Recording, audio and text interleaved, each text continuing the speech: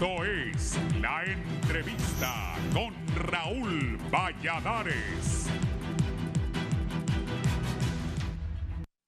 A menos de 90 días para el desarrollo de las elecciones generales del 2021, en las que se decidirá el futuro del país por los próximos 4 años, una nueva polémica rodea el entorno del Consejo Nacional Electoral, relacionada con el presupuesto de 1.600 millones de lempiras que le fue asignado para las compras del equipo y los insumos a utilizarse en los comicios, uno que según las concejales propietarias Ana Paola Hall y Rixi Moncada, está condicionado a la aprobación de algunos poderes del Estado.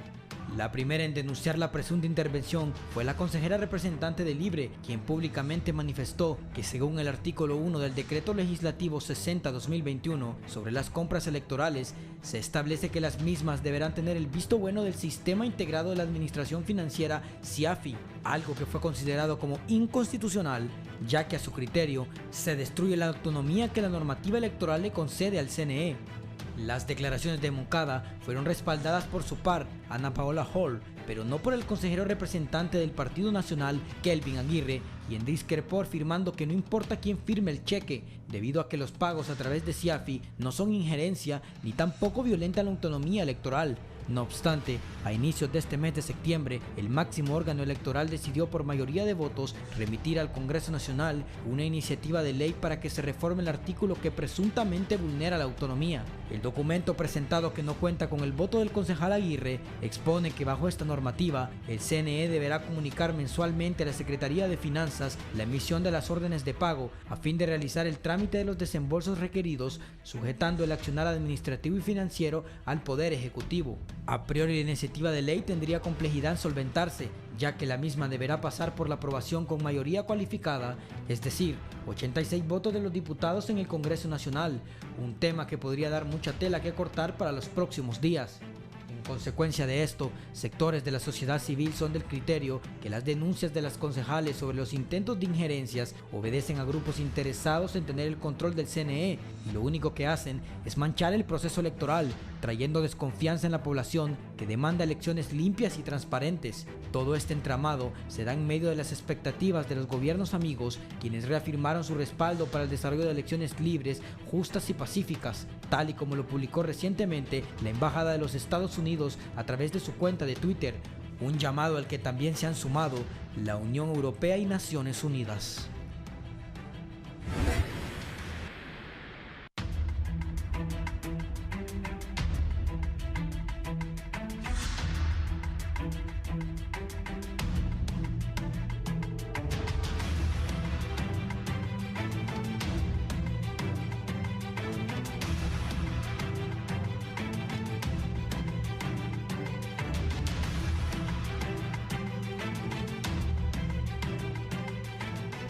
Buenos días, gracias por estar con nosotros en la entrevista de Canal 11 y Radio Visión Honduras. Recuerde sintonizarnos también en la 90.1 Tegucigalpa, 90.9 en San Pedro Sula, 105.5 en el litoral atlántico, 93.5 en la zona central y 90.5 en Choluteca.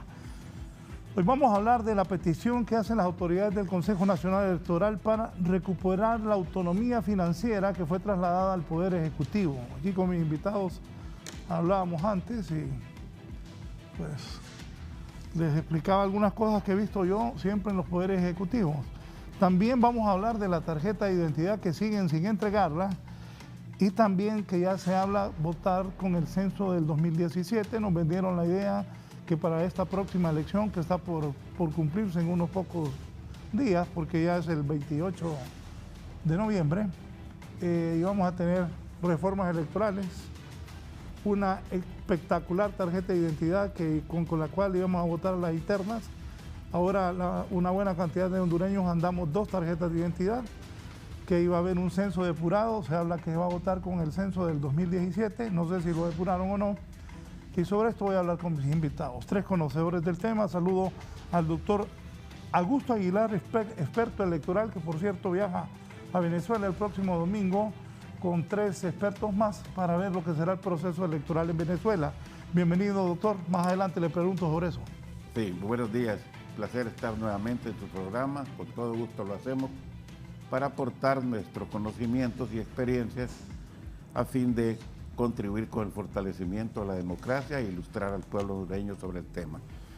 Don Lester Ramírez, el representante de la sociedad civil, bienvenido, gracias por estar aquí. Muchas gracias, licenciado Valladares, muchas gracias la audiencia, don Augusto, a Filadelfo que están en casa.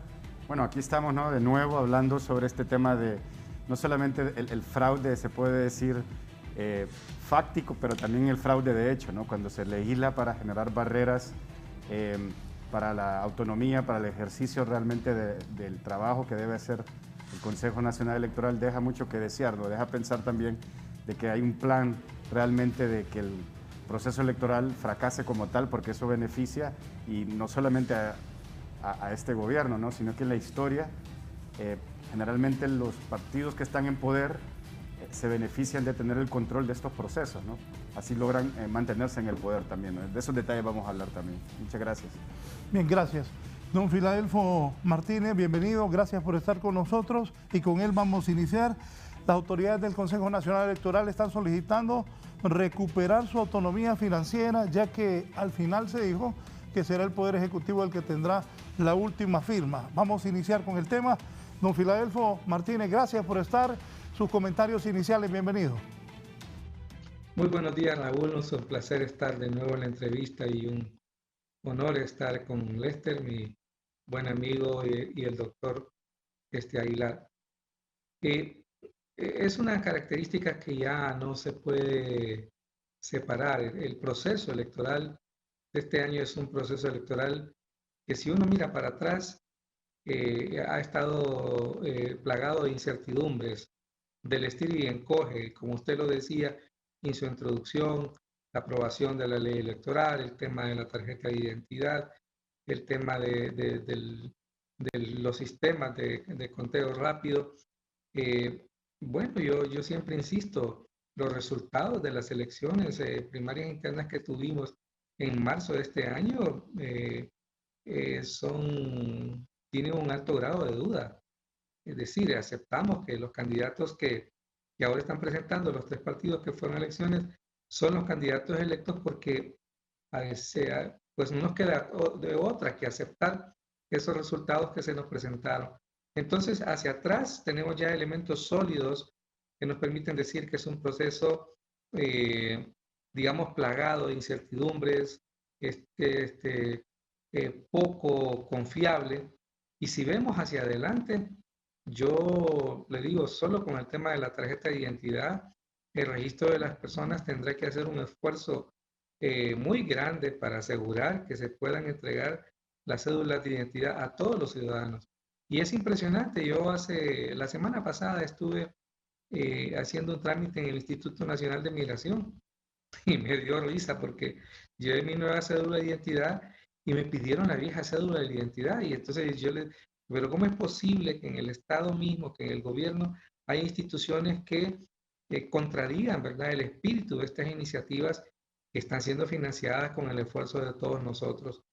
Y hablando de la entrega de la identidad, pero hablando del censo, por ejemplo, no es una novedad. Desde prácticamente se hizo este censo, surgieron las dudas y el Registro Nacional de las Personas no ha sido capaz de solventar las dificultades y de asegurarnos que el censo es relativamente bueno. Y digo relativamente bueno porque pues no nos queda de otra también, ¿verdad?, que aceptar que hay debilidades, que hay problemas, que no podemos tener un 100% de certeza sobre todos los productos que se nos están entregando.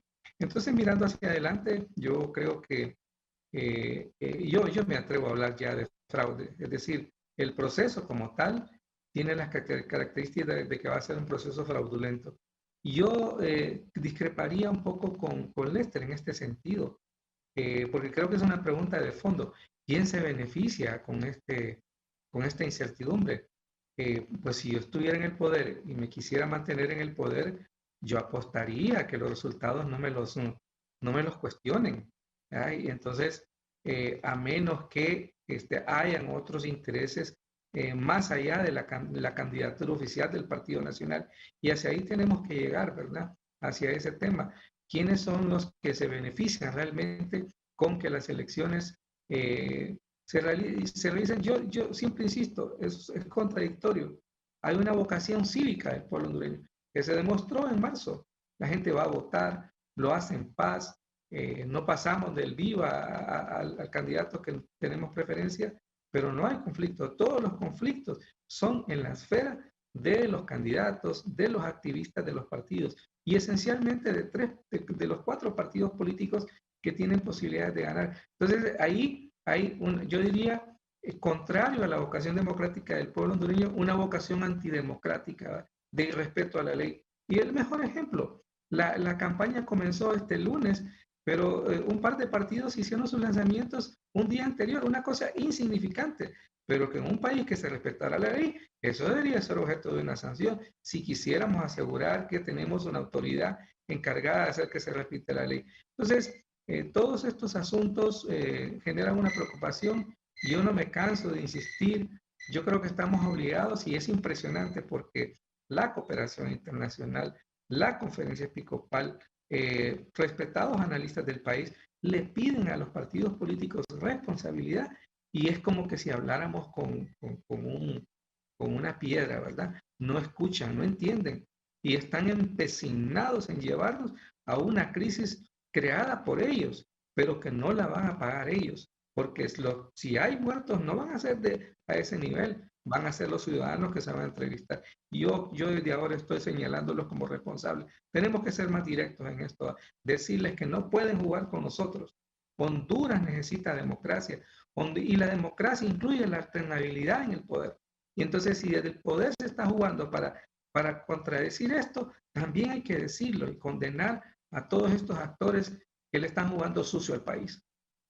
Sí, doctor Aguilar, ¿en qué va encaminada esa propuesta de reforma al artículo de la ley de emergencia que plantean las autoridades del Consejo Nacional Electoral? La reforma que está pidiendo a esa parte en donde prácticamente le han quitado la autonomía administrativa al CNE, creo que lo hacen con toda lógica, con toda razón, con toda, diríamos, con toda la legalidad, porque precisamente en la Constitución de la República, cuando se crean las instituciones autónomas, y en este caso el Consejo Nacional Electoral, establece muy claramente que se trata de una institución independiente, autónoma, independiente y sin relación de subordinación con ningún poder del Estado. Y la autonomía precisamente eso es lo que significa, que cada institución dispone, toma las medidas necesarias para su administración, para el buen funcionamiento, sin la obligación o la necesidad de estar recurriendo permanentemente al Poder Ejecutivo para efectuar las transacciones o cualquier compra o de materiales o de servicios. En eso precisamente consiste la autonomía, no esperar que los nombramientos de instituciones, promociones, etcétera, provengan del Poder Ejecutivo. Todo eso significa autonomía. Y entonces, con ese decreto y ese agregado, en la aprobación de la ampliación del presupuesto, de que la función administrativa de realizar los pagos o compras, etcétera, tendrán que hacer a través de la CIAFI, o sea, del Poder Ejecutivo. Ahí se está desnaturalizando la autonomía de una institución que además de ser independiente y autónoma, es de seguridad nacional. Creo que ha sido un gran error y despierta sospechas o desconfianza en la ciudadanía, de tal manera que creo que las magistradas o las concejales están en toda la razón y en todo su derecho de haber presentado ese proyecto de reforma a ese decreto del Congreso Nacional. Sí, Lester. Mire, yo creo de que en Honduras y en países de Latinoamérica nos han hecho creer de que tenemos democracias plenas, ¿no? Con el simple hecho de ir a elecciones, para muchos países, e incluso la misma comunidad internacional, ya se celebró como que nuestros países habían ya entrado a un nuevo momento histórico, ¿no? De la democracia, de la prosperidad, de la igualdad, de la riqueza. Sin embargo, lo que realmente tenemos en nuestros países, y esto es lo que ya los estudios están demostrando después de 40 años de democracia, ¿no? Que se le dice comúnmente la tercera ola de la democracia, es que en realidad siempre el ADN del autoritarismo que venimos, ¿no?, jalando desde tiempos históricos, incluso aún antes de que se independizaran estos países, está muy presente, ¿no? Es más, es mucho más fuerte la inercia autoritaria que la inercia democrática, ¿no? En nuestros países son considerados ya por, ¿no?, instancias como el The Economist como democracias híbridas. ¿Qué quiere decir eso, no? Que, ¿no?, hay elecciones, pero el poder autoritario sigue dominando esas elecciones. Y por eso ya está demostrado de que el 70% de las elecciones en Latinoamérica desde los 90s gana el oficialismo. Y eso nos está demostrando de que mientras el oficialismo, que aquí estamos hablando, que son regímenes presidencialistas donde el poder se concentra en el presidente, el titular del Ejecutivo, tiene control, como el ejemplo ahora mismo del Consejo Nacional Electoral, del proceso de pagos, ¿no?, del presupuesto de estas instituciones que tienen rango constitucional, que están por encima, ¿no?, de cualquier otro ente desconcentrado o ente de la administración pública, ¿no? Otros procedimientos es el control del proceso legislativo, ¿no? Y también lo hemos visto, ¿no? Qué tan accidentado ha sido poder aprobar leyes. Aún no tenemos una ley de justicia electoral y parece que también no la vamos a llegar a tener lastimosamente, ¿no? Y esos son los elementos que nos demuestran, ¿no?, de que quisiéramos pensar, ¿no?, de que todo mundo, ¿no?, y que el caos beneficia a todo mundo en estos momentos, ¿verdad? Porque eso genera incertidumbre, pero el caos a quien más beneficia es a cualquier partido que está en gobierno, porque es el que controla los recursos del Estado, controla el presupuesto, controla el proceso legislativo, incluso hasta controla el aparato de seguridad pública, ¿no?, las Fuerzas Armadas o la policía. En ese sentido, hay que tener mucho cuidado con lo que está sucediendo en el país. Me preocupa el hecho de que ahora mismo las encuestas están muy cercanas. Si continúa este patrón de tener encuestas muy cercanas, de los resultados muy cercanos, y el día de las elecciones se empieza a dar muchas inconsistencias en las mesas, hay retrasos en la transmisión de los resultados, hay problemas con el Censo Nacional Electoral. Entonces, todo esto se va a escalar a una situación de crisis, y eso es lo que creo que debemos estar alertando, debemos estar previniendo, debemos estar mitigando. Un indicador de una situación de conflictividad es justamente lo que está sucediendo ahora mismo con esta aprobación de esta ley, donde obviamente se le quita, ¿no?, o se le reduce la autonomía al Consejo Nacional Electoral. Para reducir la conflictividad necesitamos regresar al status quo, y eso implica de que el Consejo Nacional Electoral tenga toda la potestad y todas las garantías de poder emitir sus pagos correspondientes, ¿no? Y quitando a la par el elemento de la transparencia y la rendición de cuentas que debe tener, yo creo que ese es un elemento que le va a reducir la conflictividad de este momento, le va a reducir las tensiones interpartidistas que hay en este momento, y creo que esto también le va a dar confianza a la población, a pesar, ¿no?, de como dijo el doctor Augusto, de lo accidentado que ha sido, como dijo Filadelfo también.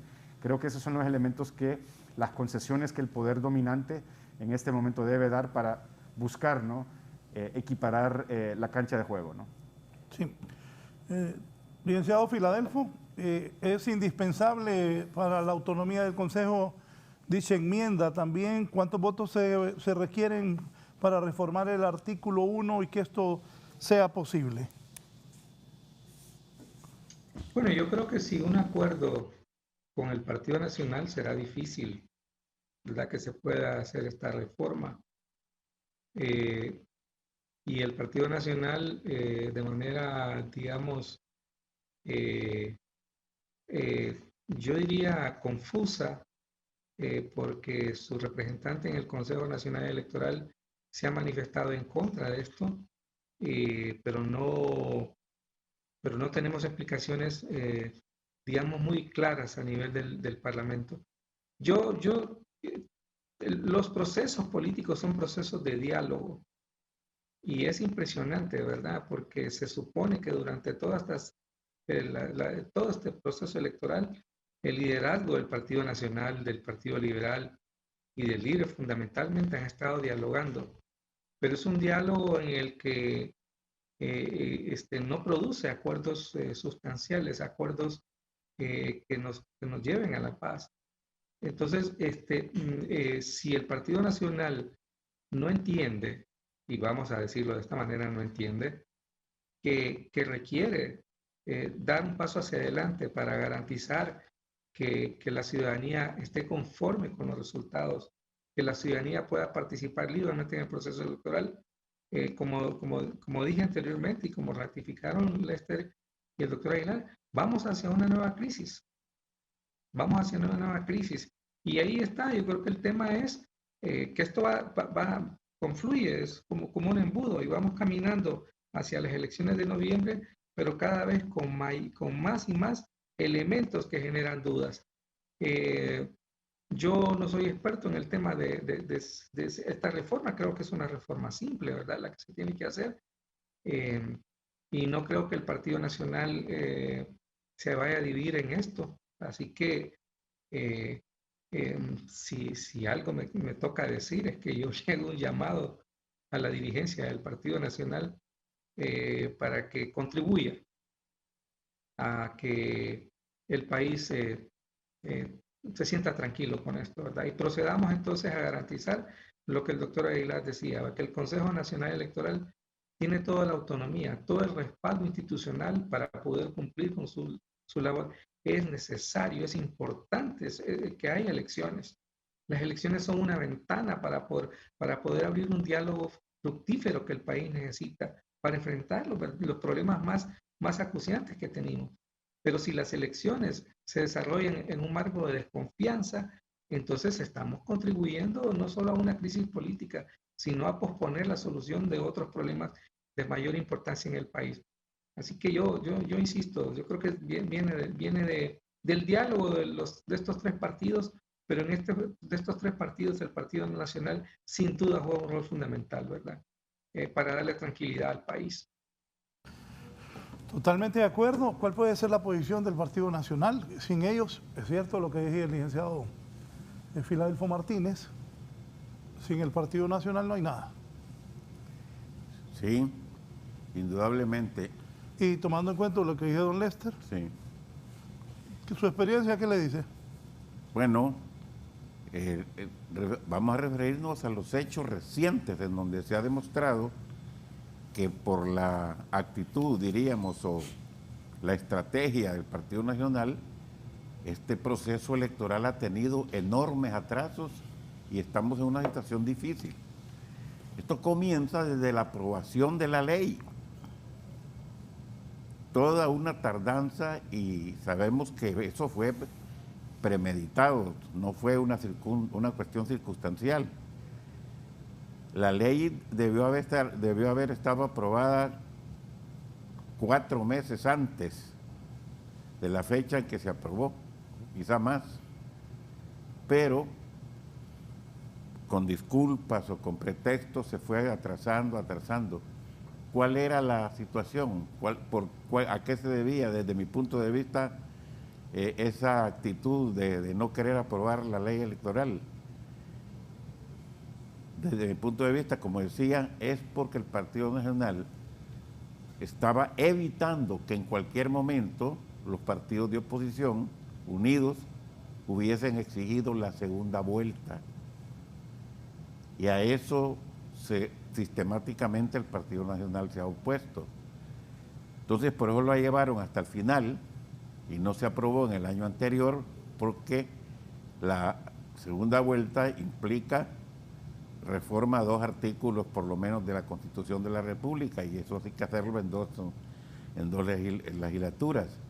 Entonces, por eso lo llevaron hasta el siguiente año para que no hubiese oportunidad de solicitar o de exigir la segunda vuelta. Lester.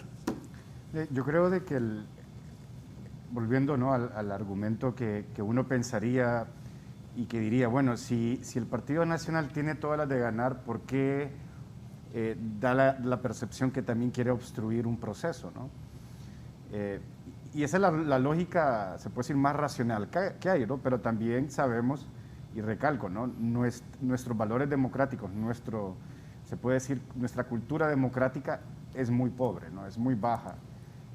Las elecciones en Honduras se han visto siempre, ¿no?, como una oportunidad de hacer trampa, ¿no? Ya muchos políticos, muchos incluso, ¿no?, expresidentes han reconocido cómo se hace el fraude, ¿no?, en diferentes etapas del proceso electoral, ¿no? En ese sentido, yo creo de que el Partido Nacional obviamente necesita en el Congreso Nacional tener, ¿no?, mayoría calificada para hacer esta reforma en primer lugar, ¿no? ¿De quién puede venir la presión? Bueno, en primer lugar, de los mismos partidos políticos.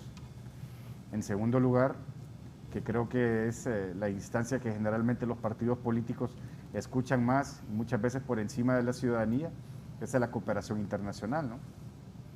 El problema es que en este momento, si se le pide a la cooperación internacional, ¿no?, hacer su incidencia, hacer su diplomacia preventiva, si se puede decir de esa manera, más adelante también se le va a argumentar de que ha estado ¿no?, interfiriendo en asuntos nacionales de soberanía del país, ¿no? Entonces este momento es muy crítico, ¿no?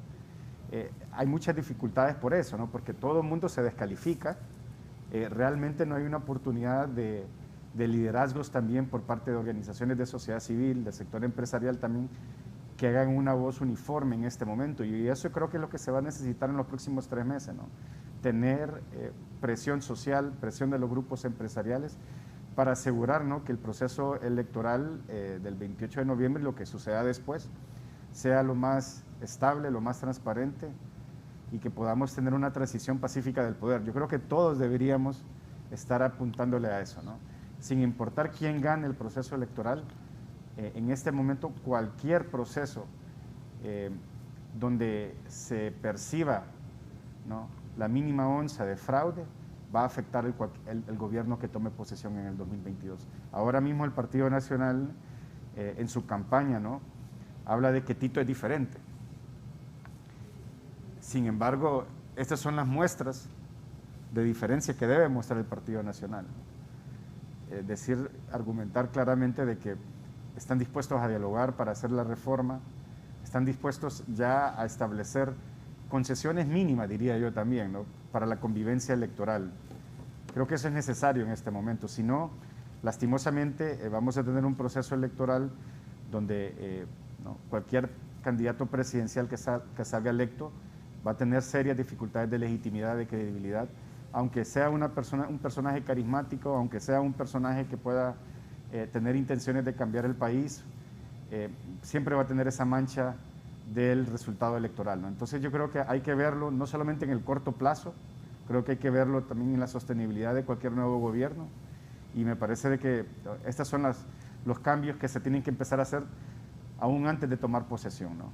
Empezar realmente a promover igualdad en la cancha de juego, ¿no? Porque cuando hay desigualdad es cuando hay desconfianza, ¿no?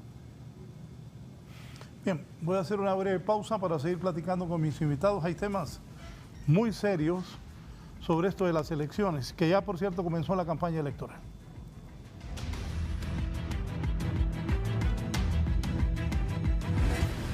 Ya volvemos con más de la entrevista con Raúl.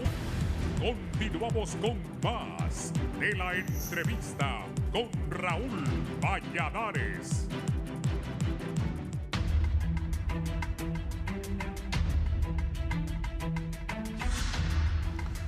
De no enmendarse esto, ¿cómo puede afectar el cronograma electoral, el trabajo de los magistrados en el Consejo Nacional Electoral de Ana Paola Hall, que está presidiendo en este momento, el abogado Rixi Moncada y Kelvin Aguirre, el abogado Kelvin Aguirre? Doctor. Vea, esto de la nueva tarjeta de identidad, aquí precisamente en este medio de comunicación, desde hace más de un año, me han entrevistado varias veces y siempre opiné lo que voy a decir ahora. Habían otras prioridades o existen otras necesidades más diríamos, significativas para el pueblo hondureño que la nueva tarjeta de identidad.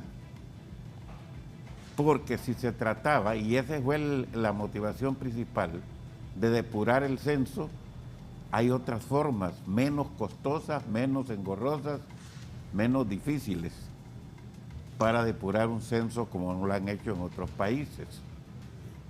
Pero aquí esa fue la principal motivación y se hizo una cantidad de improvisaciones y ahí nos dimos cuenta de cómo la falta de experiencia de los miembros que nombraron en el Registro Nacional de las Personas contribuyó a que estemos en esta situación tan irregular y tan conflictiva con esto de la nueva tarjeta de identidad.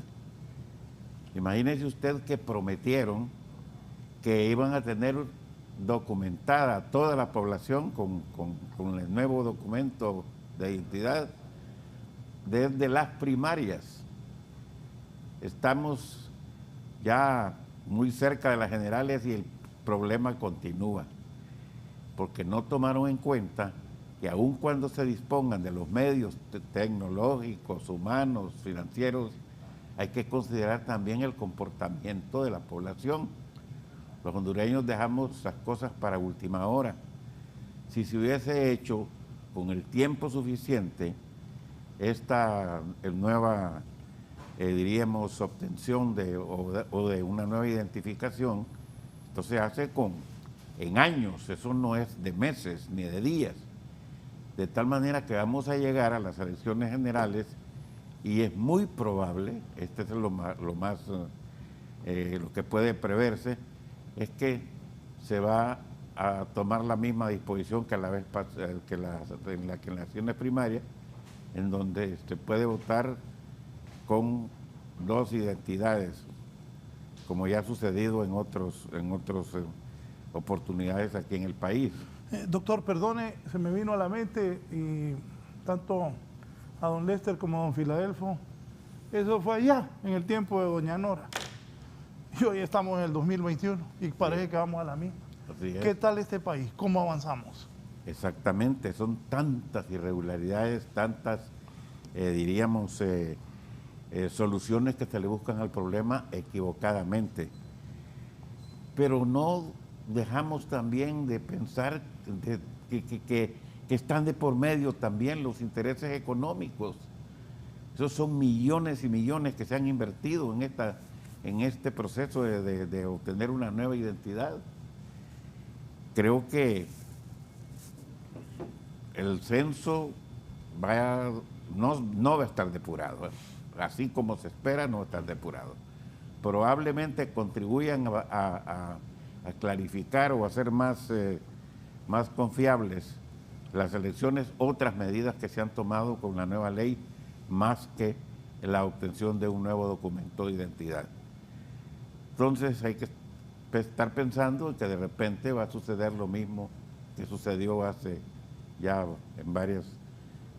muchos años atrás, que las dos identidades van a tener validez para poder ejercer el sufragio. Licenciado Filadelfo. Yo considero que es impresionante, ¿verdad? Y por eso apelo al diálogo, a la voluntad política.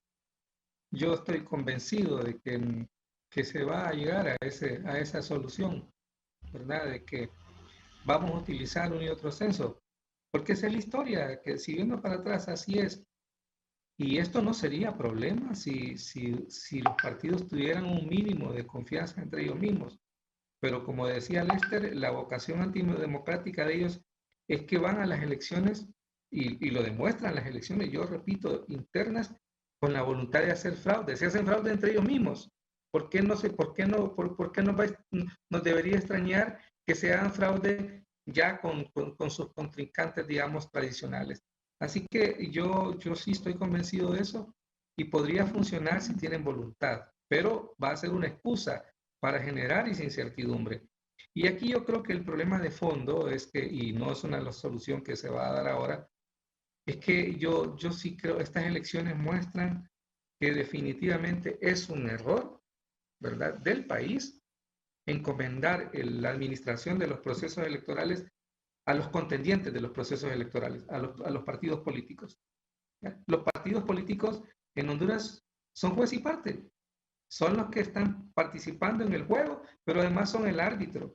Y entonces, pero si usted le agrega el elemento de que todos tienen una vocación antidemocrática de hacer fraude, ¿verdad?, o de imponer sus candidatos, entonces entonces el partido, sin haber comenzado, ya es un partido que va a resultar va a tener resultados amañados.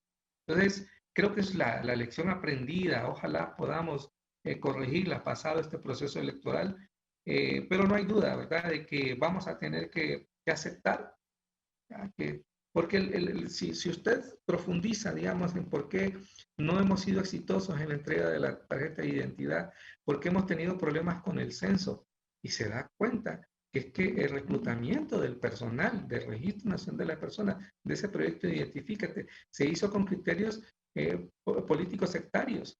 Y entonces ahí muchas de las personas que trabajan eran buenos activistas, pero malos técnicos, que no sabían, después de haber sido entrenados en cómo se maneja el software que tienen, y aún así no podían manejarlo, porque ellos estaban más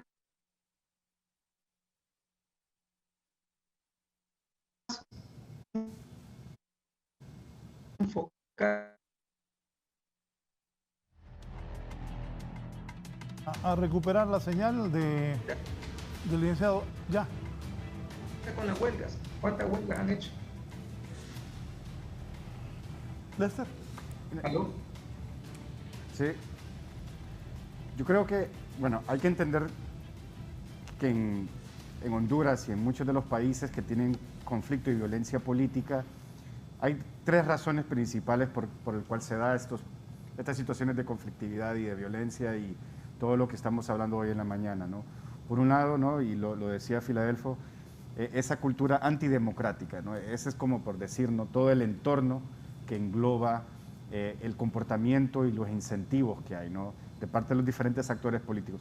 El segundo grado o el segundo nivel es el asunto de las reglas del juego electoral, es decir, cómo se diseña el proceso, cómo se administra, cómo se organiza, cómo se resuelven las controversias, ¿no?, y cómo se establecen realmente las reglas para jugar. Y eso ya lo hemos hablado, son reglas muy desiguales.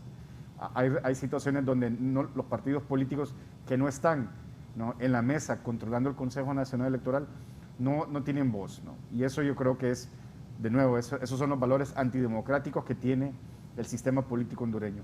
Y el tercer elemento, y creo que ese es el fundamental en este contexto, y ese es por el cual mueve a la maquinaria política electoral, es, ¿no?, la necesidad de agenciarse de recursos del Estado. Es decir, hay una motivación clara, ¿no?, para buscar, ¿no?, llegar al poder para tener ingresos, tener oportunidades de empleo, tener oportunidades de negocios, ¿no?, los contratos, todo lo que el poder, todo lo que el Estado le brinda, ¿no?, a una estructura político-partidista en términos de recursos, acceso a privilegios y, ¿no?, poder hacer negocios con sectores externos, ¿no? Entonces, ese es el elemento fundamental. Si pudiésemos nosotros, ¿no?, como ciudadanía, como, ¿no?, actores externos al proceso y que únicamente muchas veces nos piden únicamente el voto, generar presión para realmente poder, ¿no?, reducir esos incentivos perversos, porque en realidad son incentivos perversos. ¿Cómo poder garantizar, ¿no?, a los partidos políticos que puedan tener reglas justas si ni ellos mismos la van a poder acordar? Entonces, ese es el gran dilema en un contexto donde también hay que comprender, ¿no?, la ciudadanía es muy indiferente a estos problemas. Nosotros posiblemente somos, ¿no?, un grupo muy reducido, pero las personas que están, ¿no?, tierra adentro de este tema no es de su interés, ¿no? Ellos ya tienen, ¿no?, una idea clara por quién va a votar, y eso también está muy alineado con el tema del clientelismo político, el tema de la compra de votos. Entonces, al final también, ¿no?, son diferentes niveles donde este proceso electoral se puede decir, desarrollando, pero al final la gran masa poblacional, y con esto quiero terminar, ¿no?, los países que realmente llegan a producir un cambio, ¿no?, el licenciado Valladares estaba diciendo, ¿no?, que hace más de 20 años también se utilizó la tarjeta de identidad, las dos tarjetas, ¿no? En el 98, creo que fue en el proceso del 97, por ahí, ¿no? 97. Sí. ¿Qué nos dice eso? De que Honduras no ha tocado fondo.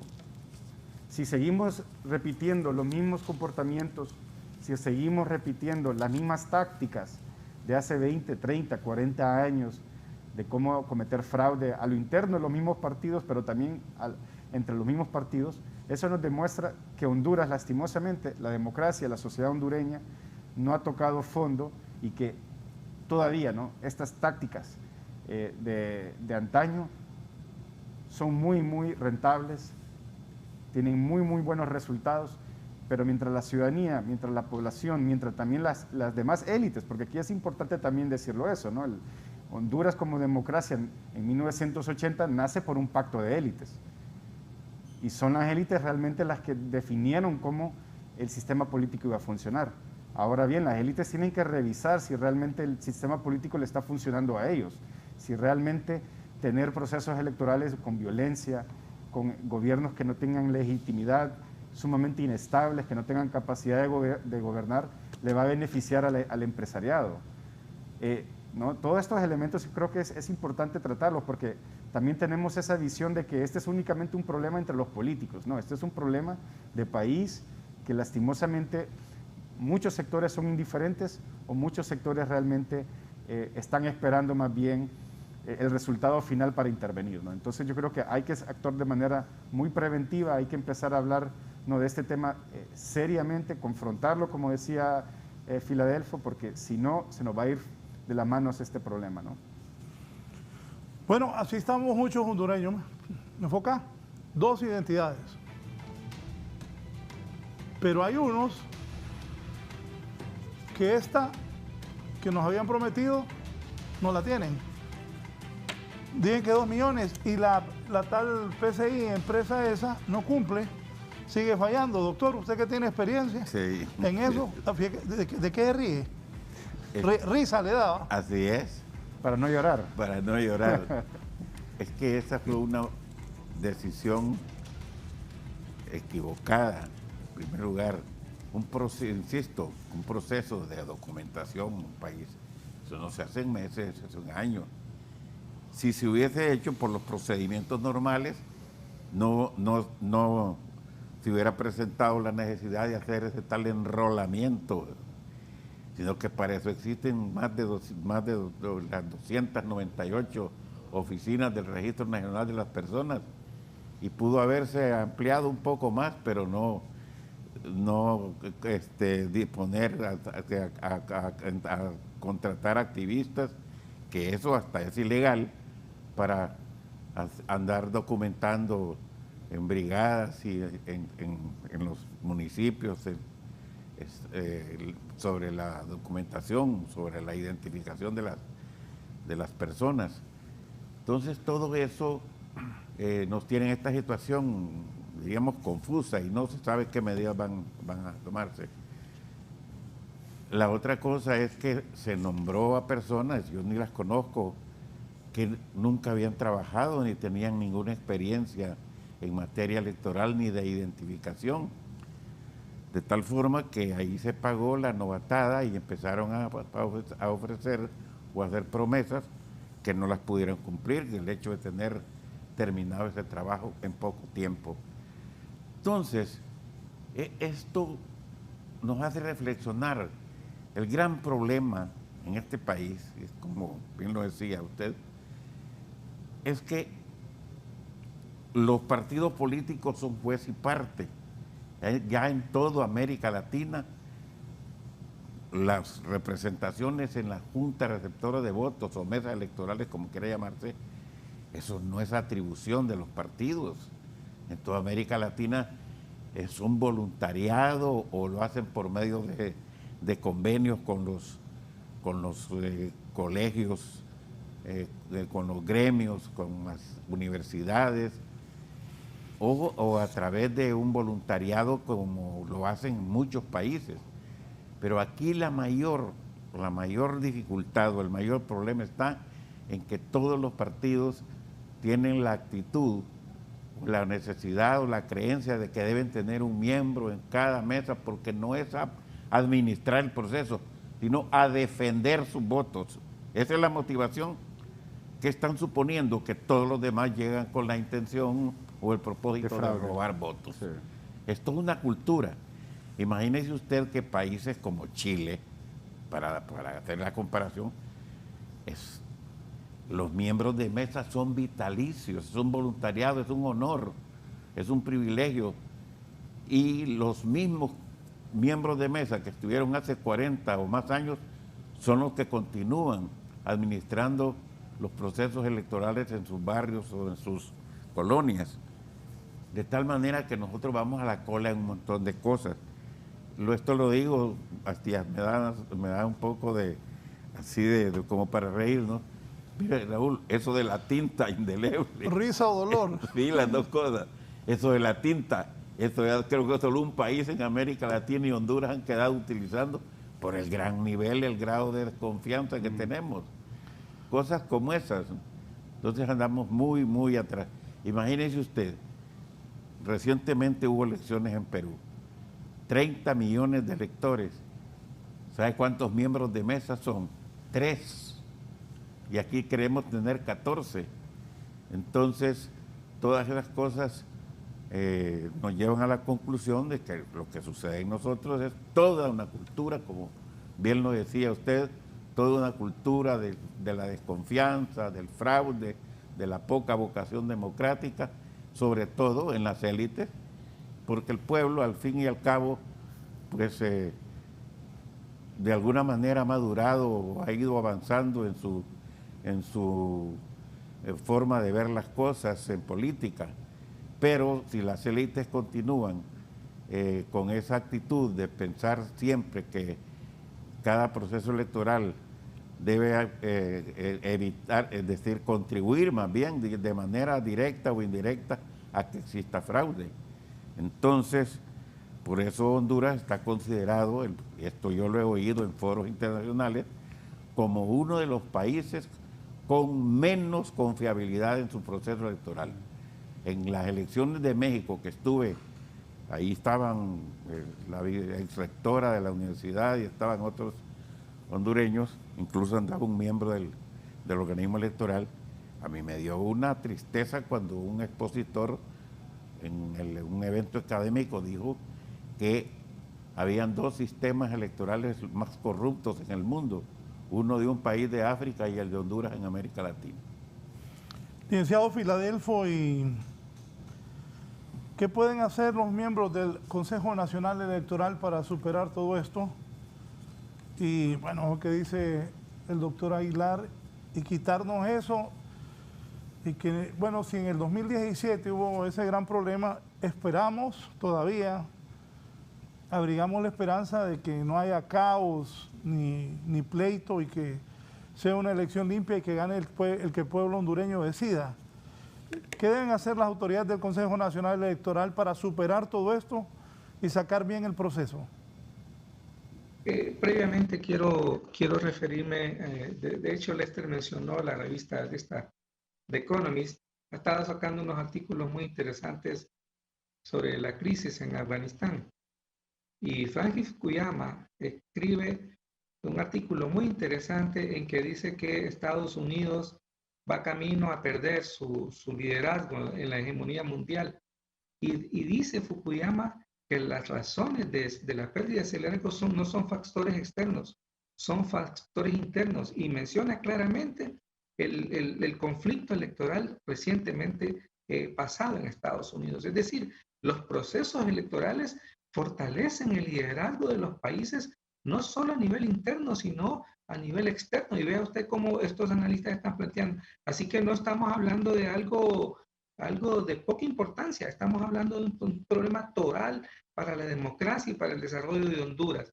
Yo en el tema de las políticas creo que el Consejo Nacional Electoral puede ser muy poco, insisto, la palabra lo tienen los diputados del Congreso Nacional de la República, son ellos los que pueden hacer la reforma, pero sí yo les pido, porque creo que hay un poco de teatro en el manejo, y una autoridad electoral debe ser menos,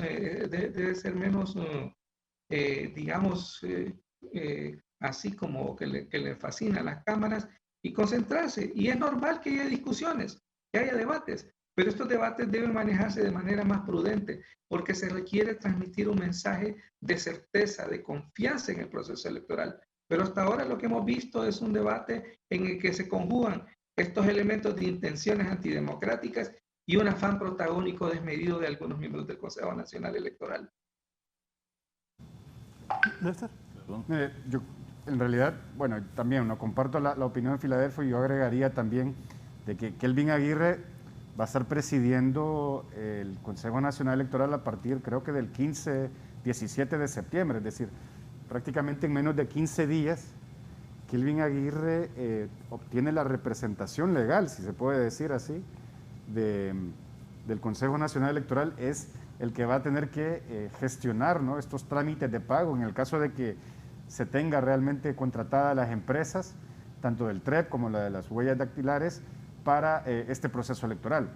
Creo que Kelvin Aguirre ha demostrado y ha querido ser, ¿no?, en cierta medida también, a pesar, ¿no?, de la carga que tiene de su partido político, tener una imagen más ponderada, menos sesgada, si se puede decir, en este contexto. Y creo que él tiene un importante rol demostrando de que si estas reformas legales no se pueden producir en el tiempo que es necesario producirlas, llevar un acuerdo entre los consejeros y las consejeras de que los pagos se van a hacer a tiempo, de que no se van a obstaculizar, de que el Poder Ejecutivo y especialmente Casa Presidencial no va a intervenir o interferir en el trámite de pago, de que la asignación presupuestaria va a estar ya comprometida dentro del Tesoro Nacional. Todos estos elementos del proceso presupuestario y de la aprobación de la pagaduría, del F01, todos estos elementos, me parece que Kelvin Aguirre tiene un rol muy importante en dar seguridad y demostrar, ¿no?, de que no se va a obstaculizar ningún pago, no se va a obstaculizar también la acción, ¿no?, del Consejo Nacional Electoral por trámites administrativos internos que pueda tener la administración pública hondureña. Yo creo que él tiene un importante rol en esto. Y de nuevo, ¿no?, yo creo que aquí también la importancia de actores externos a este proceso electoral es necesario. Yo creo que el 2017, la crisis del 2018, nos demuestra claramente que desafortunadamente la clase política no puede resolver sus problemas por sí mismo, dado los altos niveles de desconfianza. Hay una especie de, como se le dice en teoría de juegos, ¿no?, el dilema del prisionero, ¿no? Y prácticamente lo que está sucediendo es que ningún partido va a poder demostrar o brindar, ¿no?, concesiones o acuerdos porque teme perder su posición, pierde su nivel de competitividad, y por eso ningún partido en este momento va a llegar a un acuerdo, se puede decir, altruista, sin tener una garantía de que, ¿no?, esa negociación se va a poder materializar y que se va a poder hacer efectivos los compromisos. En otras palabras, lo que estoy diciendo es que mientras los partidos políticos se desconfíen mutuamente de ellos mismos, tienen que venir actores externos a mediar esos procesos. Y eso es lo que también hace falta en nuestro caso, ¿no? Podemos estar en estos paneles, podemos estar, ¿no?, teniendo webinars, videoconferencias, hablando de la problemática, pero si realmente no podemos ejercer presión externa desde diferentes sectores, no vamos a poder realmente también producir un cambio en las reglas del juego electoral en este momento. Doctor. Sí, fíjese que estaba recordando en ese momento que la nueva ley electoral, la que se aprobó y la que participamos nosotros en la redacción, establece un plazo de 6 meses para que el Consejo Nacional Electoral pueda hacer una reestructuración. Eso implica contratar nuevo personal y también cesar a otras personas al interior del organismo. Algo tiene que ver precisamente esa relación entre los pagos o la erogación de estos fondos, porque Acuérdese que en la estructura del organismo electoral, ahí hay una cantidad, como la distribución de los cargos era entre varios partidos, entonces eso implica que el Partido Libre está en serias desventajas y que al proceder a una reestructuración iban a tener que despedir o cesantear a personas de otros partidos. Algo tiene que ver eso, no me queda ninguna duda. Muy buena observación, muy buena observación, pero también el momento para hacer una reestructuración en pleno proceso electoral, sabemos, ¿no?, lo que usted dice, hay desventajas, me imagino de que hay bastantes ¿no?, situaciones donde Libre se siente, ¿no?, en una situación de desventaja y quiere contratar personal para nivelar este juego de partidización que hay en el Consejo Nacional Electoral, pero también el timing, ¿no? Yo creo que esto, como usted dice también, si se hubiese hecho un diagnóstico claro del Consejo Nacional Electoral cuando se estaba reestructurando, cuando se estaba nombrando a los mismos consejeros, y ahí demostrar claramente de que sí, hay una situación de debilidad por esa asimetría de poder, si se puede decir. Sí. Sin embargo, la otra cosa que es importantísimo es que cuando se eligió al organismo, a los 3 miembros, de los suplentes, recuerde que a ver si nos recordamos que hubo un problema con la cuestión de quién iba a ejercer la presidencia en el primer periodo. Entonces, todo esto que para las elecciones generales esté ahora Kelvin en la presidencia, eso no es una casualidad. Eso fue planificado desde el preciso momento en que se eligió a la primera presidenta, que fue Rixi Moncada, calculando que para esta fecha, como la presidencia es rotativa, cada año uno de los 3 miembros, entonces calculando para que estuviera en la presidencia en las generales el miembro que propuso el Partido Nacional. Y ahí es donde la tesis de Filadelfo entrejuega, ¿no? Dice, no le conviene cometer fraude porque ellos quieren demostrar más bien de que ellos son los limpios en este momento. Pero ahora yo quiero agregarle un elemento más. Y aquí creo que sí es un error por parte del Congreso el haber, diríamos, coartado al organismo electoral en su autonomía, en la parte administrativa. Si el día de mañana resultan serios problemas, crisis, etcétera, en el proceso electoral, el mismo Congreso Nacional o el Poder Ejecutivo asume una gran responsabilidad, porque precisamente el organismo electoral puede argumentar y con justa razón de decir que hubo tantas irregularidades y un proceso electoral cuestionado porque no se hicieron las erogaciones a tiempo y que eso hizo que se cometieran errores o atrasos en todo lo que es el cronograma y la contratación de los servicios y de las personas. Es más, imagínese usted que las Fuerzas Armadas reciben precisamente un presupuesto, se les asigna una cantidad que anda alrededor de unos 30 millones de lempiras para la cuestión del transporte del material electoral de ida y de regreso. Pues yo no sé si los coroneles o los miembros de las Fuerzas Armadas van a tener que ir a cobrar, a gestionar el pago ante el Poder Ejecutivo, ante la Secretaría de Finanzas. Todas estas cosas hay que considerarlas y que de alguna manera está causando serios problemas al organismo electoral. La gente del Partido Nacional habla de que ellos están en desventaja en el Consejo Nacional Electoral porque están 2-1, por liberales y libres se unen en la votación, Ana Paola y Rixi, dicen los nacionalistas, y ellos están en desventaja. Licenciado Filadelfo, ¿qué piensa de eso? Y solo quiero recordar que tuvimos Consejo Nacional Electoral sin tener ley electoral, porque hay un enjuague político. Se supone que el Consejo Nacional Electoral tiene una tarea hasta cierto punto muy cansada, pero es asegurarse que se respeta la ley. Entonces ahí yo no entiendo, eso es el conteo de 2-1, de 3-2, de 1,5 a 1,5. Es hacer que se respete la ley. Y en asegurar que se respete la ley, pueden haber interpretaciones, yo entiendo eso, pero son, digamos, en casos extremos. Pero de ahí, la función principal del Consejo Nacional Electoral es organizar el proceso electoral, asegurar que todo va a estar en el momento preciso en cada uno de los municipios del país para que la ciudadanía pueda ir a votar.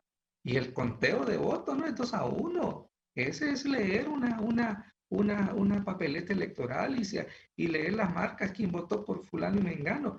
Yo le digo, es que ese problema, y hay que decir, porque yo quiero insistir, es que mientras tengamos ese enfoque va a ser difícil. Y repito esto, es interesante. Hubo debate de cómo se integraba el Consejo Nacional Electoral, y ahí el liderazgo político fue capaz de ponerse de acuerdo por encima del procedimiento, es decir, sin tener ley, bueno, tenemos Tribunal de Justicia Electoral y todavía no tenemos una ley de justicia electoral. Es decir, son los absurdos, pero eso viene de la mentalidad de los, hay que decirlo también de esta manera, de los dueños de los partidos que son los que deciden en el Congreso. Y eso ya no puede ser, ¿verdad? Lamentablemente va a ser, porque no lo podemos cambiar de la noche a la mañana. Y las elecciones se van a realizar en este marco de incertidumbre, con estos líderes que no entienden que el país tiene que avanzar hacia adelante, tiene que modernizarse. Pero yo sí coincido con Lester, hemos sido un poco lentos, porque sí, yo lo veo de esta manera. Creo que como ciudadanía tenemos que acudir en auxilio de esta élite política para ayudarla a salir del estancamiento que tienen. Ellos van a ser responsables por lo que está ocurriendo. Son los únicos responsables, pero yo injustamente me atribuyo una responsabilidad en tanto no hago un esfuerzo por intervenir, para ayudar y para sacar esto adelante. Voy a una pausa. ¿Van a haber elecciones honestas o no? ¿Se puede hacer fraude o no? En un momento les pregunto a mis invitados y el doctor Aguilar, que el domingo viaja a Venezuela, y ahí me va a contar también que va a haber en Venezuela. No va a ser nada fácil ahí, ¿va? Una pausa y continuamos.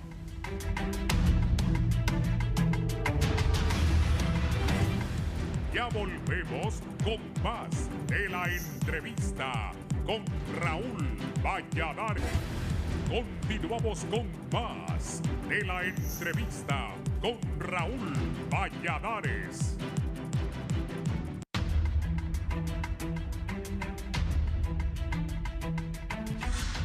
Cuando estábamos por iniciar el programa, unos minutos antes todavía Isabela y Fernando estaban en el noticiero, le preguntaba yo al doctor Augusto Aguilar, doctor, ¿y en estas elecciones pueden hacer fraude o no? ¿Se acuerda que le pregunté eso? Sí. Si me responde, por favor, lo que me dijo. Sí. Hay factores externos. Aquí el fraude creo que es algo semejante a lo que ha sucedido en otros países, que no es necesariamente al interior del organismo electoral ni al interior de los procesos electorales, y no por factores externos. Usted mencionaba la compra de votos. Me parece que para ahí vamos, que en Honduras eso es lo que va a suceder en este proceso electoral. Va a haber mucha compra de votos y eso constituye un fraude y está prohibido, es uno de los delitos electorales señalados en la ley. Y quisiera llamar la atención sobre algo importante, Raúl. Esto es importante, lo que voy a mencionar. En la ley electoral anterior y en el proyecto que se presentó en el Congreso, se establece que cuando fallece o renuncia el propietario, sea de diputado o sea de presidente de la República, automáticamente lo sustituye el suplente. Así estaba en la ley anterior y así iba en el proyecto, pero fue reformado en el Pleno del Congreso. Y ahora, si fallece o renuncia el titular en este proceso antes de llegar a las generales, no lo sustituye el suplente, sino que lo sustituye una persona nombrada por el partido político respectivo. Lo dejo esto para reflexionar qué puede significar eso. Sí. Entonces, hay otras cosas también que fueron cambiadas, que no se aprobaron tal como se presentó en el proyecto, pero ese punto es de los más importantes. La otra cosa, hubo ahí una reforma al proyecto en relación a la deuda política, que de alguna manera se pasó de un lugar a otro. Ya no se paga la deuda política por la cantidad de votos y por un porcentaje en relación a lo que obtuvo cada partido, sino que eso se pasó a una asignación de fondos a los partidos políticos para capacitación, un 10%. Casi es el equivalente al 15% mínimo que se ha pagado tradicionalmente a los partidos minoritarios. De tal manera que esa ley lleva algunas lagunas y unas situaciones que son dignas de reflexionar sobre lo que puede suceder. Sí, sí. Nosotros hemos contabilizado, según los cambios a la ley electoral, 5 diferentes maneras de financiamiento político desde el Estado, ¿no? Porque también está capacitaciones, pero también está para la mujer, está la deuda política que le dicen, pero allá también en la ley de política limpia también establecen, imagínese usted que hasta en la misma ley de política limpia incluyeron una disposición para financiar partidos. Entonces, el tema que usted dice, doctor, es bien interesante porque sin duda alguna la compra de votos es una manera de cometer fraude, ¿no? Sí. Porque usted deja en desventaja a los demás partidos, o sea, el partido que tiene más recursos es el que tiene la ventaja y de esa manera también, y eso es lo que preocupa, ¿no? La población ya no respeta el voto, sabe que el voto es transaccional, ¿no? Si me da una bolsa de comida, si me da dinero por el momento, yo transo ese voto, porque ya saben de que el voto está subvaluado, no tiene ese poder de decir, ok, mi voto va a cambiar el destino del país. Pero ¿no? también la pobreza tiene... Sí, Claro. obviamente la pobreza, pero como son esos diferentes, tantas, la gente se acumula. La gente es tan pobre que creo yo que dice, o sea, y yo conozco Honduras, y conozco el país, lugares donde es tan pobre, impresionante, ahí esa gente, imagínense. Y que sabe que el voto nunca le ha cambiado la vida. Por eso, a eso digo, ¿no? Que cuando nos vendieron la democracia hace 40 años, nos decían, ¿no? La democracia va a traer prosperidad, la democracia va a traer oportunidades. Y por eso es que en nuestros países, muchos segmentos de la sociedad están dispuestos a implementar un régimen autoritario, una dictadura. Solo veamos lo que está sucediendo en El Salvador aquí a la par recientemente, ¿no? Todos los jueces y fiscales arriba de 60 años o que tienen más de 30 años de carrera, van para afuera. ¿Por qué? Porque supuestamente a esa edad ya las personas se hacen corruptas, ¿no? Ese es el argumento de Bukele. Entonces, hay que tener mucho cuidado, ¿no? Porque la democracia hay que cultivarla, hay que nutrirla, y sin duda alguna la pobreza va a ser realmente la situación donde mayor fraude se va a cometer, ¿no? Licenciado Martínez. Bueno, yo creo que hay elementos, digamos, estructurales, y ya lo hemos mencionado, la vocación antidemocrática, ¿verdad? De todos los partidos sin excepción. Pero luego está este tema que Lester ha estado insistiendo y que, digamos, el historiador antropólogo británico Edward Palmer denominaba como economía moral, que viene del feudalismo, es decir, las clases, la gente pobre hace un intercambio con los dueños del poder, y ese intercambio es un intercambio de favores que les permite a ambos sobrevivir. Ese es el origen del clientelismo.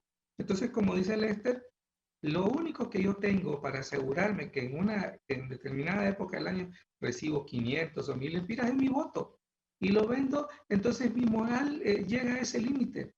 ¿Por qué? Porque Honduras está atrapada en esos esquemas feudales.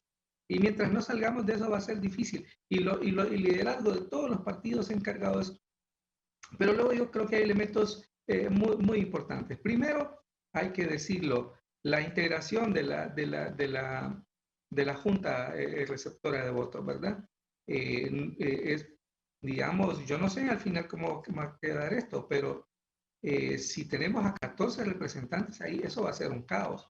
pero luego las papeletas electorales en departamentos como Francisco Morazán y Cortés da lugar a que por lo menos haya una fuerte discrepancia en dónde marcó el elector, porque vamos a tener dificultades para poder encontrar a los candidatos por quienes vamos a votar.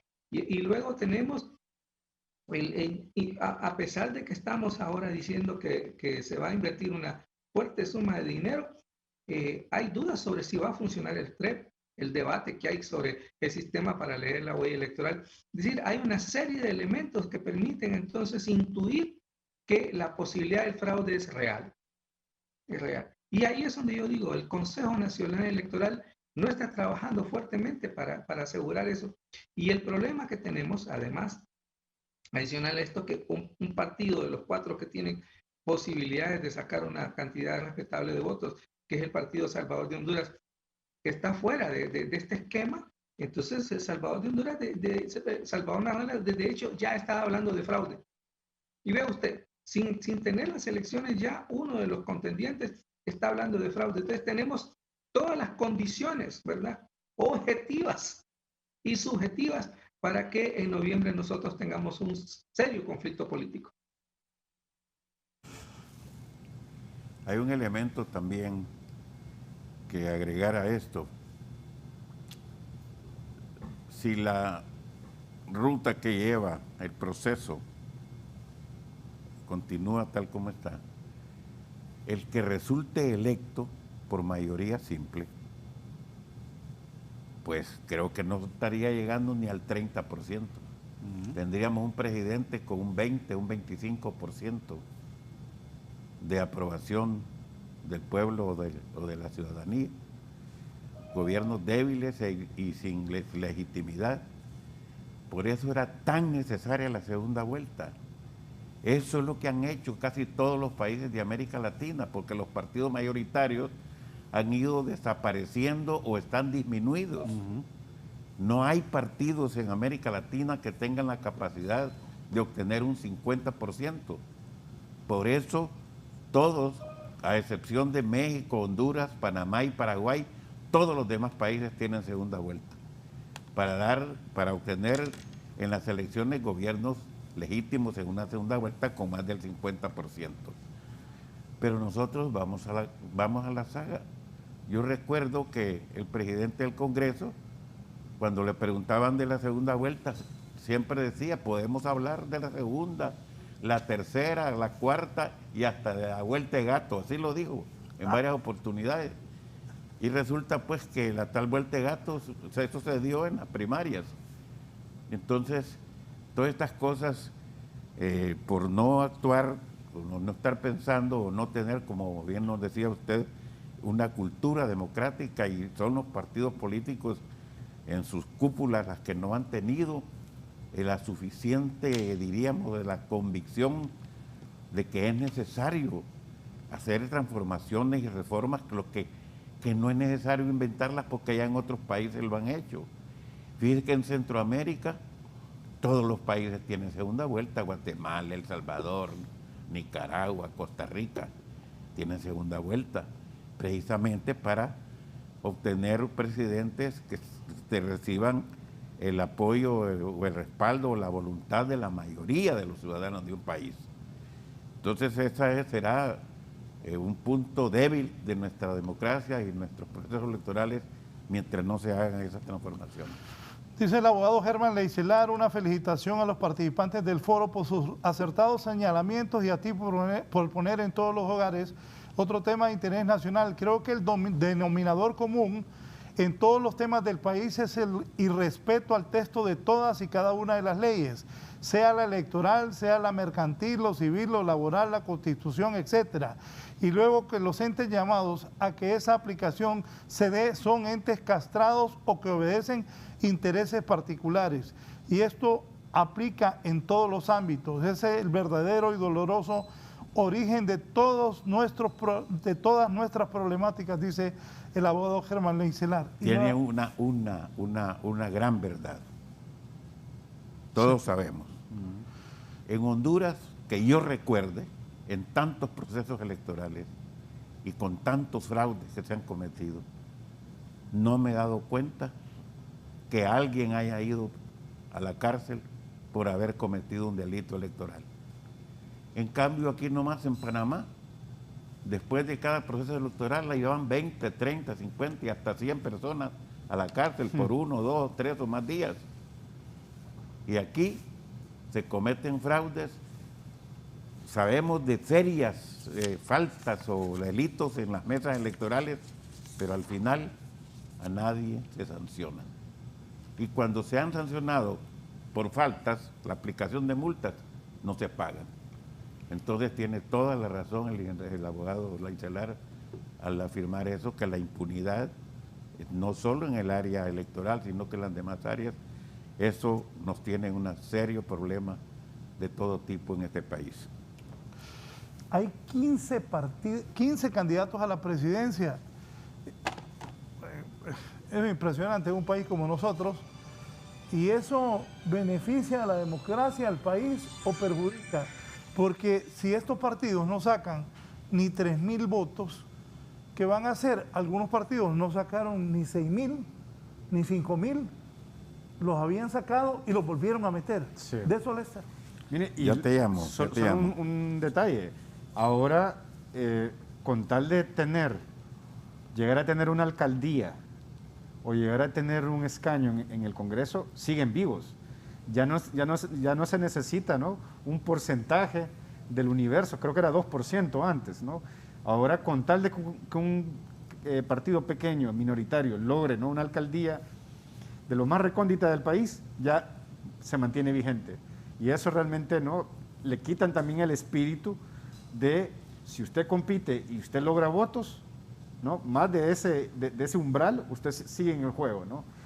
El problema se puede decir, la fragmentación partidista que hay en este momento, porque hablamos de multipartidismo, pero también hablamos de una fragmentación partidista, es que nos vamos convirtiendo como en Guatemala, o como el mismo Ecuador, ¿no?, donde son sistemas de partidos que cada proceso electoral mueren unos partidos y aparecen nuevos partidos. Y estos nuevos partidos, ¿no?, por ejemplo, en el caso guatemalteco, ¿no?, tiene un rol muy importante. Las diferentes élites fácticas, los grupos de poder que utilizan, ¿no?, esta opción democrática de tener partidos políticos para tener cuotas en el Congreso Nacional, en la administración pública y en las decisiones del Estado. Y eso yo creo que es para donde nosotros vamos. Cada vez más, ¿no?, hay sectores empresariales en Honduras que también ya vieron de que hay oportunidad de tener partidos y que eso les va a dar una oportunidad también de tener mayor participación en las decisiones del Estado. O sea, el espíritu inicial de tener partidos políticos era, ¿no?, en aquellos tiempos, que mayor competencia, mayor oferta, mayor, ¿no?, opciones, mayores propuestas, pero lastimosamente, y volvemos al pecado de origen, si tenemos una cultura antidemocrática que está diseñada realmente no para producir participación y que tengamos igualdad de condiciones como ciudadanos, sino para realmente capturar al Estado, ¿no?, utilizan esos esquemas partidarios para capturar al Estado, a lo que vamos es una situación como Guatemala, ¿no?, una situación donde, ¿no?, personas como Filadelfia, como mi persona, otras personas que trabajan también en el sector social, van a sentirse cada vez más amenazados, presionados, agredidos, y vamos a llegar a un momento donde, no, estos partidos políticos van a confabular contra cualquier instancia que disienta, critica o los busque controlar.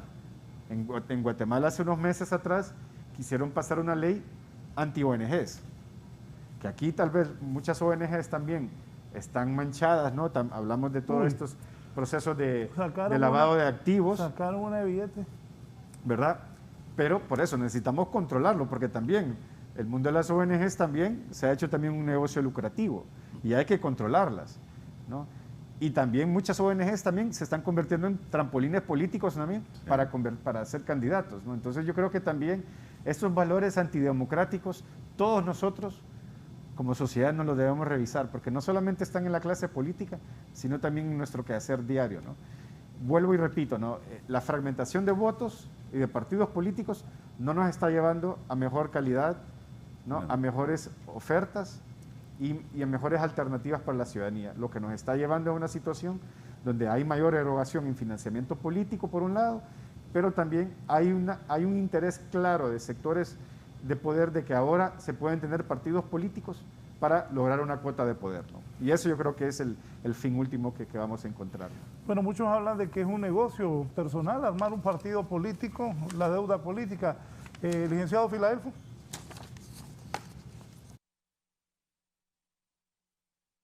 No, licenciado. Licenciado, el micrófono. Es que pasó un vendedor de mango por ahí cerca. Al principio yo tenía, no miedo, pero sí algunas aprehensiones para cuestionar esto de los pequeños partidos. Porque es un campo difícil, ¿verdad? Yo creo que las minorías tienen derecho a participar. Pero cuando uno ve estos partidos, no representan a minorías. No son partidos que representan a determinado grupo que no ha tenido oportunidades. Son pequeñas empresas y de maletín. Algunas que saben negociar muy bien, ¿verdad?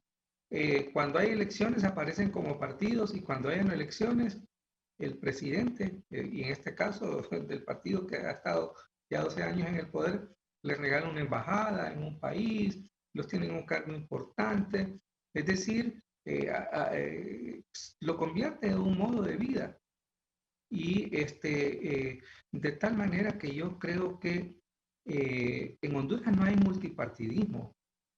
O en todo caso, yo coincido con Lester, hay una fragmentación del esquema bipartidista, hay un nuevo partido, pero esencialmente, y de esos 4 partidos, digamos, con mayor caudal electoral, hay unos que no son partidos en el sentido estricto de la palabra, no son instituciones que se rigen por sus estatutos, por un ideario. Y si no vea los conflictos que tiene el Partido Salvador de Honduras en Cortés, que supuestamente ya los resolvieron, o en Choluteca, es porque se violan inclusive al interior de ellos mismos sus propios reglamentos. Es decir, no tienen una vida partidaria. Y esto es importante decirlo, pero está bien, ¿verdad? En el caso del Partido Salvador de Honduras representa una parte muy importante de la población hondureña. Pero hay el resto, es impresionante, usted dijo, y bueno, yo no me dedico, aunque trabajo en esto, no me caliento la cabeza tratando de identificar, pero hay unos candidatos que son unos soberanos desconocidos, ¿ya? Y que ni siquiera pasadas las elecciones, van a pasar las elecciones y no vamos a conocerlos, ¿ya? Porque se trata nada más de cumplir un requisito, y cuando uno ve, por ejemplo, cuáles son los partidos que cumplieron con tener representación en los 298 municipios, son unos pocos partidos los que pudieron cumplir con eso. De ahí lo que dice Lester, ¿verdad? Y entonces la manipulación, la ley electoral se hizo para que esas pequeñas empresitas de maletín sigan existiendo. Y lo doloroso es que son empresitas que viven del presupuesto público. Es decir, ni siquiera viven del financiamiento privado, ¿verdad? Entonces, yo sí creo que debe haber una reforma de ley para garantizar que en las elecciones no se cuele este tipo de empresarios, ¿verdad? Yo respeto el derecho de participación de las minorías, pero eso no significa darle oportunidades a una buena cantidad de aventureros, que así se pueden denominar. Se molesten o no, no me importa, son unos aventureros, son unas personas que están ahí porque están buscando unos privilegios que de otra manera no podrían tener. Sí, poneme la papeleta porque para reforzar lo que dice el licenciado, y es totalmente cierto, y voy a voy a aceptar mi error, porque es un error mío. Algunos yo no les sé el nombre también, y mi chamba es ser periodista. Lo va a invitar aquí, licenciado, lo va a invitar. Sí, no, de verdad, acepto. No los conozco a todos. O se me escapa el nombre al señor del número 9, tiene un nombre difícil, creo que es Lo invité un día desde San Pedro Sula a él, pero ahí están, son 15 candidatos. ¿Qué tal? Imagínense, y solo si logran un diputado o un alcalde siguen vivos. Es decir, las posibilidades de lograrlo son bien altos. Sería legalmente, así sería, pero aquí los matan y los reviven. También. ¿Se acuerda la vez pasada? Bueno, la Alianza Patriótica, creo que fue uno de esos, pero Sí, Faper también, Faper. ¿no? Faper también, ¿no? Sí. Sí. Y la gran contradicción es que para inscribir un partido político se necesita por lo menos 60,000 firmas y huella dactilar de los ciudadanos que respaldan la creación de ese partido. Ajá, pero en las elecciones salen con 3,000 o 4,000 votos. ¿Y Por ahí anda el promedio. cuánto se ocupa para hacer una iniciativa de ley? 20,000, ¿verdad? Para inscribir un partido. No, para hacer una iniciativa, presentar una iniciativa de ley en el Congreso, como 20,000, creo, ¿no? Sí, sí. Imagínese, y el CNA, que ha hecho varios intentos de meter iniciativas de ley y que le han dicho de que esas huellas no se pueden verificar, pero de Sí. todos estos partidos sí lo lograron. Sí. Es decir, esas son las dicotomías de nuestro país, ¿no? Sí. Imagínese usted que en la última elección cada uno de los partidos minoritarios recibió 9.1 millones de lempiras. En 16 años van a haber 5 elecciones. Eso equivale a cerca de asegurarse 50 millones de lempiras Cada partido. en 16 años cada partido. Perdón, maestro Aguilar, y yo quiero decir esto. Sí, Y no acepto que me digan que eso es democracia. claro, No. eso no es democracia. Eso es negocio. Sí. Es un negocio para unos pocos. Mientras ¿Cuándo se construyó el hospital escuela, doctor? El hospital escuela debe haber sido como en los 60. Inicio de los 70, ¿verdad? Por ahí, 72. 70, sí. 72, por ahí fue. Sí, Cuando Ramón Villada Morales. El materno infantil fue Sí. con Villada Morales. El hospital escuela fue después. Ok. ¿Y cuándo han vuelto a ver un hospital así? Hospital escuela, hospital en San Pedro. ¿Cuándo? No, ¿Cuánto creo- se gasta en política? Creo que el Hospital María, pero ese fue público-privado, ¿no? Es así una fundación, ¿no? Sí, una fundación. Sí. Y costó que lo equiparan. Los Sí. siguientes gobiernos no lo equiparon. Así es. Esa es la realidad y estoy de acuerdo con el licenciado Filadelfo. Bien, vamos a la parte final. Licenciado Filadelfo Martínez, gracias. Conclusiones y resumen. ¿Qué viene, licenciado, para este proceso electoral? ¿Qué visualiza? ¿Qué va a pasar? Aunque no soy cristiano, recomiendo orar. Hay que apelar a las fuerzas divinas para que haya paz, para que yo veo como inevitable que va a haber esto, como dije, el tema del fraude. Hay razones muy sólidas para poder evitar que haya fraude. Yo ruego porque el Consejo Nacional Electoral cumpla su papel de manera responsable, sin muchos aspavientos. Yo creo que tienen la oportunidad el gran reto de darle al país paz y seguridad, tranquilidad.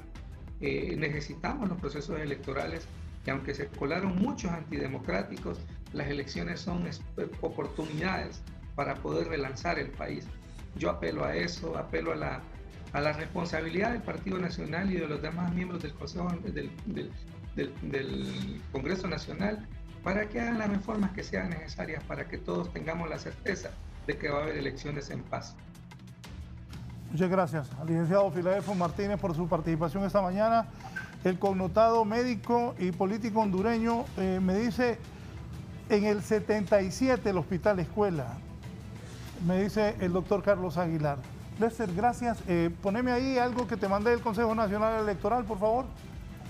Hoy tienen una reunión, la sociedad civil, y ahí está. El Sí. Consejo Nacional Electoral invita a la firma de acuerdos con organizaciones de sociedad civil por la transparencia de las elecciones 2021, Red por la Equidad Democrática de Honduras, Voto Informado, Plataforma Juvenil, Centro de Estudio para la Democracia. Es hoy a las 11 a.m., estaremos cubriendo con mucho gusto. Gracias por venir y si me explica un poco de esto. No, bueno, gracias también por la invitación y gracias siempre por estar con don Augusto, que siempre, como le decía al inicio, debería empezar a escribir sus memorias. ¿No? Necesitamos historia, necesitamos recuperar esa cultura de dejar, ¿no?, esos legados escritos, ¿no? Mire, yo creo que desde nuestra trinchera y el trabajo con voto informado con los jóvenes, con las organizaciones también de sociedad civil, creo que hay un rol muy importante. Yo creo que debemos, ¿no?, recuperar espacios de incidencia en estos procesos electorales. Todo el mundo habla de Adán Palacios, ¿no?, y que Adán Palacios fue, ¿no?, aquel gran líder que tenía, ¿no?, un conocimiento muy importante del sistema político electoral de Honduras. Creo que desde organizaciones de sociedad civil necesitamos empezar a formar nuevos liderazgos, nuevos activistas en temas electorales, y eso es el trabajo también que estamos haciendo con voto informado.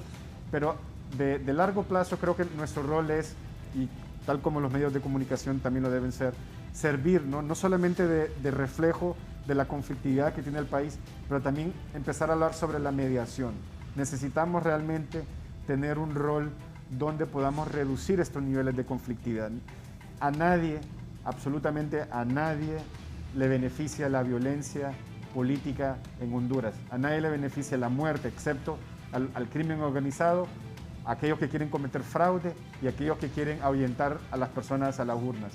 Es importante que nosotros, ¿no?, podamos trabajar para asegurar, ¿no?, un proceso pacífico, ordenado, transparente, y para eso necesitamos un Consejo Nacional Electoral, ¿no?, fuerte, capacitado, con una cara institucional, que no solamente sean caras de diferentes consejeros, y por último también asegurar una transición pacífica del poder en el 2022. Creo que eso es fundamental.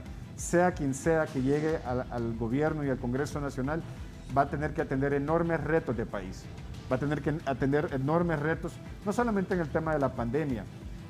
Viene el tema de la economía, viene el tema de los impuestos, viene también la escogencia de los magistrados de la Corte Suprema de Justicia. Hay tantos temas en la agenda que necesitamos gobiernos fuertes con el apoyo de la ciudadanía, y para eso necesitamos garantizar esa transición pacífica del poder.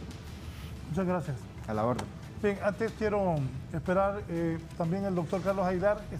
Esperamos que la recuperación de la salud del rector de UNITEC, Marlon Brevé, confiamos que rápidamente Marlon se estará recuperando. Doctor, conclusiones y cuéntenos a qué va Venezuela. En los avances que están sucediendo en Venezuela, en buscarle una solución, hay pláticas desde hace un buen tiempo entre la oposición y el chavismo. Y precisamente en el sistema electoral, una de las peticiones de la oposición es que se cambiara a todos los miembros del Consejo Nacional Electoral, y ya se hizo. Y están también realizándose auditorías del proceso electoral y han invitado a expertos electorales de América Latina. Entonces, en esta primera oportunidad vamos 4, uno de Perú, uno de Ecuador, uno de Colombia, y su servidor y amigo. Vamos a estar una semana, pero creo que estaremos en lo que falta de aquí a noviembre yendo en 3 oportunidades para participar en esa auditoría, como parte de los arreglos a que están llegando la oposición y el oficialismo. Mire, a mí no me queda ninguna duda, ya para finalizar, que va a haber una crisis. Y si no sucediera así, es casi seguro que vamos a tener un presidente con un apoyo mínimo de la ciudadanía, porque ahora el voto está más disperso, más fraccionado, con tantos partidos, y la oposición que no logró formar un frente común para oponerse al oficialismo. O que no he logrado, ¿verdad, licenciado Valladares? A menos que sucediera. Porque no ha logrado, falta todavía. Falta todavía, ojalá. Usted que tiene tanta experiencia, Sí. un día en política es bastante. Sí, claro, un día en política es bastante. Y la otra cosa que es importante, Raúl, es que muchas veces no son las cúpulas las que se unen, sino que la ciudadanía, independientemente de las decisiones que se tomen en la dirección de los partidos políticos. De todas maneras, pues seamos un poco optimistas y ojalá que no suceda todas estas cosas que estamos pensando para beneficio del país. Gracias, doctor Augusto Aguilar. Gracias, Lester. Gracias, licenciado Filadelfo Martínez. Voy a un rápido resumen informativo.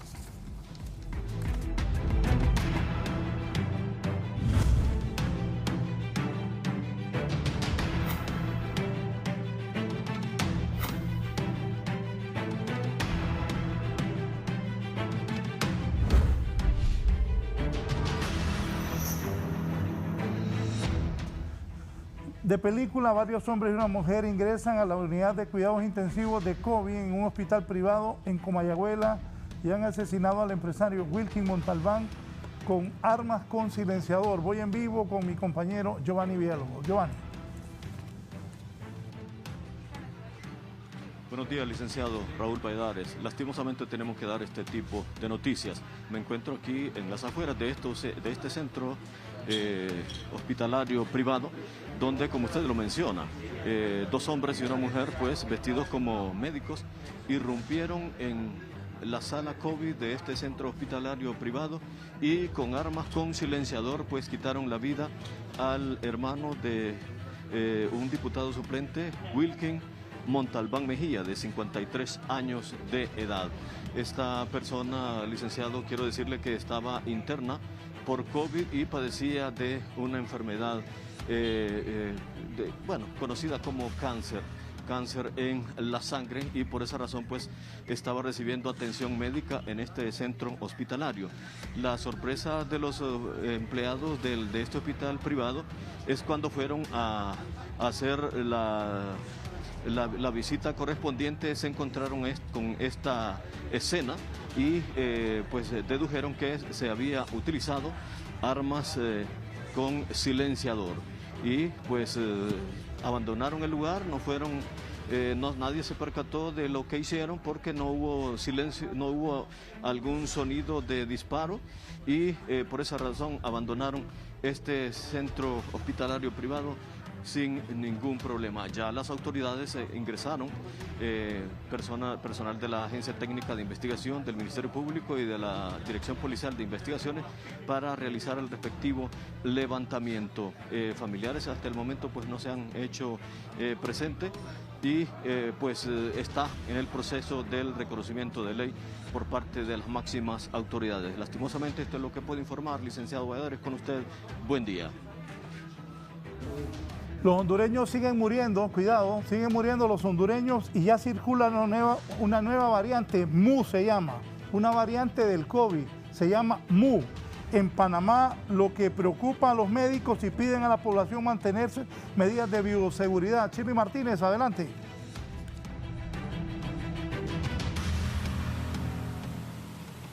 Buenos días, licenciado Raúl Valladares, en el foro La Entrevista. Me acompaña el doctor Luis Romero, infectólogo del Hospital Mario Catarino Rivas, para que conversemos en relación a esta nueva amenaza por una nueva variante que ya está en Panamá y podría ingresar a Honduras. Buenos días. ¿De qué manera puede impactar esta nueva variante y qué es lo que debe de hacer Honduras para prepararse? Bueno, lo que debe hacer el país como tal es vacunarnos. Lo otro es seguir cumpliendo las medidas de bioseguridad, que eventualmente, como vemos, pues es algo que no se está cumpliendo, ninguna de las dos. No hay acceso a vacunas todavía, a pesar de que hayan acceso o ha habido acceso a vacunas, también hay renuencia de la población a vacunarse, tal como tenemos el ejemplo de las mujeres embarazadas que tienen miedo todavía.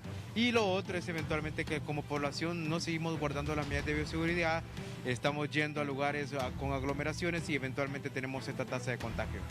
Doctor, usted nos mencionaba, y es que variantes siempre van a existir. Definitivamente variantes van a existir, variantes de preocupación, variantes de interés y las variantes que eventualmente son las, por así decirlo, las más comunes, que se seguirán dando y que no tienen una mayor repercusión. ¿Por qué se generan estas variantes? El virus sigue circulando en la comunidad y a nivel mundial. Entre más se pase entre una persona y otra, el virus se replica. Al haber replicación del virus, hay daños en su ARN y al haber daños en su ARN se genera una nueva variante con mutaciones pequeñas, pero que estas mutaciones le pueden llevar a una mayor tasa de contagiosidad y por ende un mayor riesgo a la persona que se llegue a infectar con ella. ¿Y cómo podemos lograr evitar que se sigan desarrollando más variantes? Una, las medidas de bioseguridad, y dos, la vacunación, cosa que lamentablemente vamos muy corto en el país. Es por ende que las variantes seguirán desarrollando desarrollándose y una de las medidas de prevenir es la vacunación masiva de la población, no solamente en nuestro país, sino que a nivel mundial. Y esa es una de las críticas que se ha estado haciendo a la industria, sobre todo a Pfizer, que estamos hablando de una tercera dosis, cuando en países como Latinoamérica, países en Sudáfrica, no tienen acceso a vacunas, y es ahí donde se están generando estas variantes y por ende, pues eventualmente aumenta el riesgo y complicaciones de demás población que no ha sido vacunada.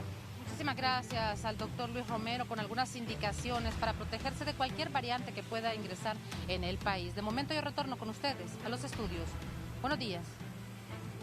Buenos días, Shirley. Me dice el doctor Carlos Aguilar, se escribe Mu, se pronuncia Miu, me dice. Miu, entonces, se pronuncia esta variante. Se descubrió en Colombia en enero, es una variante de interés. Aún no hay que alarmarse, dice el doctor Carlos Aguilar, uno de los especialistas del país, exministro de Salud Pública, un destacado político y un amigo personal. Carlos, ojalá que Honduras alcance un empate hoy, al menos para que avancemos, iniciemos bien la eliminatoria. También reitero, junto a Carlos y todo el grupo de amigos, esperamos que pronta recuperación del doctor Marlon Brevé. Voy a cerrar informando con Víctor Valladares. Ayer el gobierno determinó intervenir EH. Los empresarios colombianos han dicho que ya está la demanda por $800 millones contra el Estado de Honduras. Si los colombianos ganan, alistémonos. Ese montón de dinero, usted y yo lo vamos a tener que pagar. Vamos a ver a qué acuerdos llegan al final, pero esta intervención ya hace que los colombianos hagan efectiva la demanda contra Honduras por $800 millones. Víctor, adelante, que pase en EH. Buenos días, licenciado Raúl Valladares y los televidentes de la entrevista, tal como usted lo indica. En esta oficina precisamente que está a mis espaldas ya han ingresado representantes de la Junta Interventora de la Empresa Nacional de Energía Eléctrica a ejecutar esta intervención a la empresa Energía Honduras, tal como se anunció ayer. Un fuerte dispositivo de seguridad integrado por miembros de los militares, policía militar, están aquí apostados en las afueras de la empresa de Energía Honduras, mientras adentro hay personal de la Empresa Nacional de Energía Eléctrica y también los miembros de la Junta Interventora de la Empresa Nacional de Energía Eléctrica.